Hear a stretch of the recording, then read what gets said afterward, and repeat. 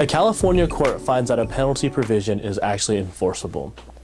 Hi, my name is Henry Chuang. I'm an attorney at the law offices of Peter N. Brewer, and my primary focus is secured lending.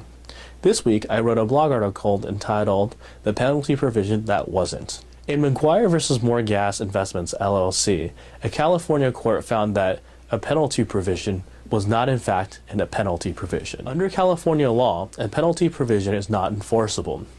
In order to avoid this outcome, the California court found that this provision was not actually a penalty because it gave the defendants an option between two viable choices.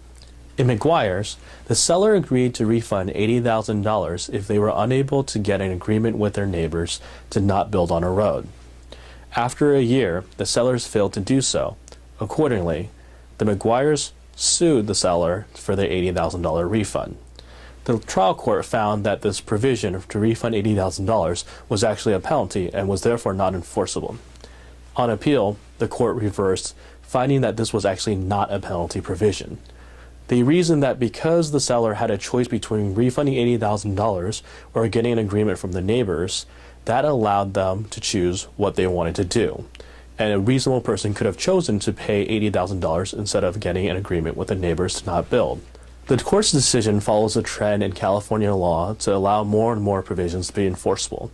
Many people are already aware that there's a liquidated damages provision in the purchase contract agreement for most real estate sales. The enforceability of this agreement is a relatively new phenomenon, and we will likely to see more agreements in the future that will become enforceable. To learn more about our firm and read additional publications from our attorneys, please visit us at www.brewerfirm.com.